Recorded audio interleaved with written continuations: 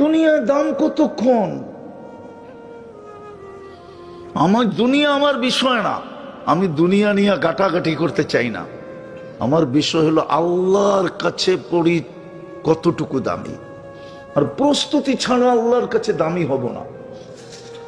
দুনিয়ায় মানুষ দামি হয় সীমিত সময়ের জন্য, নাইলে অবসরপ্রাপ্ত কেন লিখতো?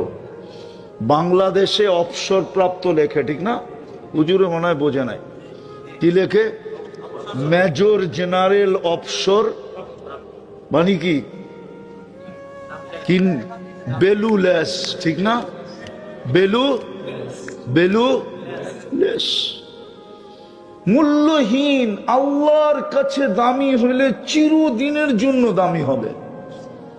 কসম খোদার যুবক, যৌবন যদি আজকে আল্লাহকে দিতে পারো, তাইলে কালকে তোমাকে যৌবন ফেরত দিবে। আনতা শিব্বু ফালা তাহরামু আবাদা, কোনো দিন তুমি বিরুদ্ধ হবে না।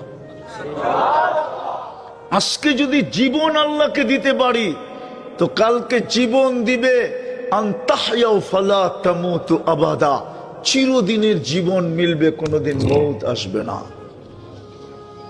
আজকে যদি সুস্থতা আল্লাহকে দিতে পারি, তাহলে কালকে সুস্থতা মিলবে। আনতা সিহফু ফালা তামরাজু আবাদা, চিরদিন সুস্থ থাকবে, কোনোদিন অসুস্থ হবে না। আজকে যাই আছে এটা যদি আল্লাহকে দিতে পারি, তো কালকে ঘোষণা হবে আনতানামু ফালা তাইয়াসু আবাদা, চিরদিন নেয়ামত বাড়বে, কোনোদিন কমবে না। বাড়ি রূপে দিবে না, বাড়ি রূপে না। সরকার তো সরকারি আমলাদেরকে প্লট রূপে দেয়। কি রূপে? প্লট বুঝেন? বুঝেন টুঝেন তো না মনে হয়। থাকেন মানিকগঞ্জে, কোত্থেকে বসবেন? আর বসতেও পারেন, কিন্তু সবই তো মানিকগঞ্জের বড় মিয়া, ঠিক না? কি বড় মিয়া না? কথার আগেও বড়, পরেও বড়, ঠিক না? বুঝেন তো না? সরকার আমলাদেরকে দিলেও দেয় কি রূপে?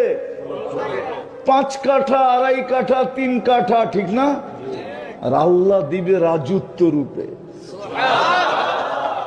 হুজুররা মানতে চান? কোরআন দিমু, আল্লাহ তো বলতেছে ইউতি মুলকান কাবীরা, বড় রাজত্ব রূপে তোকে দিমু। আল্লাহ পরিধি কতটুক হবে? তা আল্লাহ বলে কমসে কম দিল